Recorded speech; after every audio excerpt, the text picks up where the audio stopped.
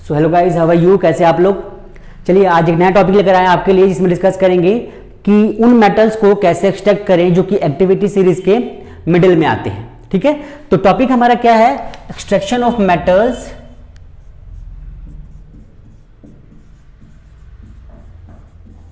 Extraction of metals which are middle in activity series। ठीक है, कि उन मेटल्स को कैसे हम एक्सट्रैक्ट करें जो कि एक्टिविटी सीरीज के मिडल में आते हैं। देखिए सबसे पहले समझते हैं कौन कौन से मेटल्स है जो एक्टिविटी सीरीज के मिडल में आते हैं। वो है हमारे कुछ मेटल्स के एग्जांपल ले लेते हैं, जैसे कि जिंक है, लेड है, टीन है और एक्सेट्रा। ठीक है, ऐसे बहुत सारे और मेटल्स हैं जो कि इस एक्टिविटी सीरीज में आते हैं। देखिए एक्टिविटी सीरीज के मिडल में जितने भी मेटल्स आते हैं वो सभी के सभी मेटल्स बेसिकली दो फॉर्म में हमें नेचर से ऑब्टेन होते हैं। पहले फॉर्म को हम बोलते हैं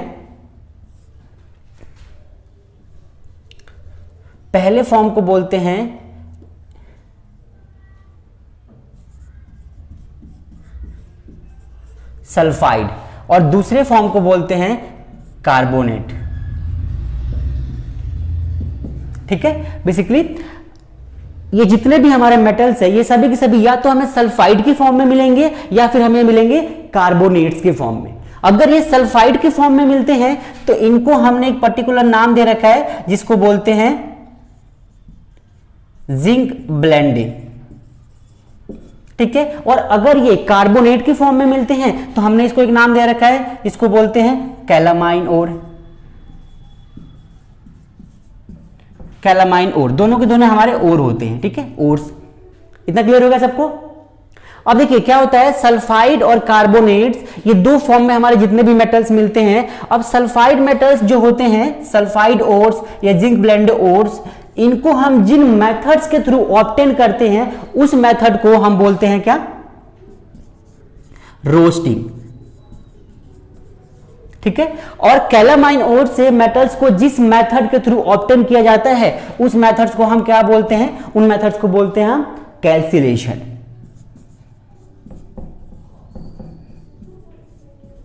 कैल्सिलेशन। सो बेसिकली टू टाइप्स के हमारे ये मेथड्स है जिनको समझना है, रोस्टिंग और कैल्सिलेशन। तो अब हम डिस्कस करेंगे रोस्टिंग और कैल्सिलेशन क्या होता है और किस तरीके से इससे हम मेटल ऑब्टेन करते हैं। ठीक है, इतना नोट कर लीजिए, फिर आगे बढ़ते हैं। तो देखिए हम डिस्कस करते हैं रोस्टिंग को और फिर करेंगे कैल्सिलेशन को। देखिए सबसे पहले समझते हैं रोस्टिंग क्या होता है। रोस्टिंग एक ऐसा प्रोसेस होता है जिस प्रोसेस में सल्फाइड ओर्स को excess amount of oxygen provide किया जाता है और हीट किया जाता है। So basically roasting is a process in which sulphide ores are heated in the excess amount of oxygen. Oxygen के एक्सेस अमाउंट में जब सल्फाइड ओर्स को हीट किया जाता है तो ये ऑक्साइड्स के फॉर्म में कन्वर्ट हो जाते हैं।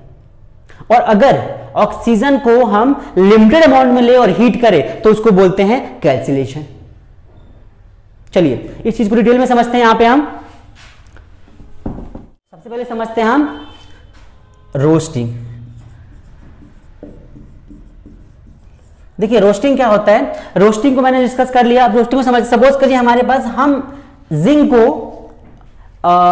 मेटल को लेते हैं और उसको हम करते हैं एक्सट्रैक्ट। जिंक को एक्सट्रैक्ट करना है तो कैसे होगा, रोस्टिंग में क्या होगा, जिंक जो होगा ZnS के फॉर्म में मिलेगा और इसको हम हीट करेंगे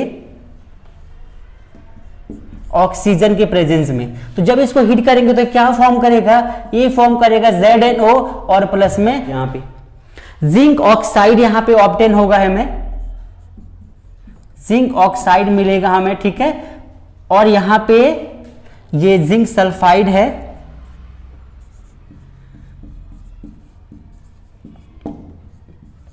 ठीक है, ये जिंक ऑक्साइड है, ये ऑक्सीजन है, एक्सेस अमाउंट ऑफ ऑक्सीजन होगा यहां पे। ठीक है, और यहां पे कार्बन डाइऑक्साइड गैस हो जाएगी हमारी, ये सॉलिड फॉर्म में, this is in gaseous form again solid form. ठीक है, अब जब जिंक ऑक्साइड हमें मिल जाएगा, इस जिंक ऑक्साइड को हम कार्बन से रिड्यूस करके मेटल ऑब्टेन कर लेंगे। देखिए कैसे, रिडक्शन क्या होता है इसका, reduction with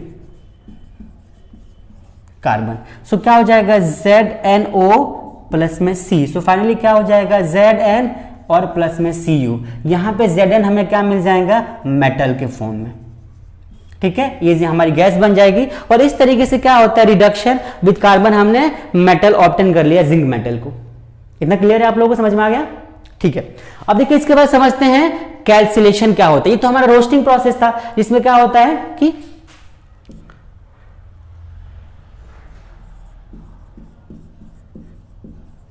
sulphide ores are heated with excess oxygen. ठीक है, एक्सिस ऑक्सीजन में सल्फाइड ओर्स को हम क्या करते हैं, हीट करते हैं। इसको बोलते हैं रोस्टिंग। हमने हीट किया, हमें जिंक ऑक्साइड मिला, जिंक ऑक्साइड को हमने रिड्यूस किया, हमें क्या मिल गया, जिंक मेटल मिल गया। ठीक है, नेक्स्ट प्रोसेस हमारा है कैल्सिलेशन। देखिए कैल्सिलेशन को अब हम समझेंगे। देखिए कैल्सिलेशन क्या होता है, कैल्सिलेशन भी एक ऐसा ही प्रोसेस है जिसमें क्या होता है कि जिंक ऑक्साइड में कन्वर्ट किया जाता है और जिंक ऑक्साइड से फिर हम रिड्यूस करके मेटल ऑब्टेन करते हैं। तो देखिए कैसे होता है,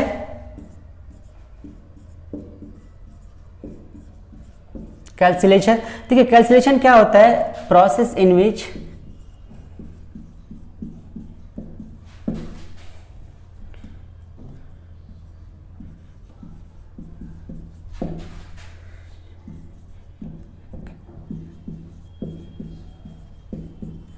carbonate ores are heated in limited amount of oxygen, limited oxygen. ठीक है, जब कार्बोनेट ऑर्स को लिमिटेड ऑक्सीजन में हीट किया जाता है, उस प्रोसेस को बोलते हैं कैल्सिलेशन। देखिए कैसे होता है, सपोज करिए कि हमारे पास जिंक कार्बोनेट है, ठीक है, और हमने इसको हीट किया।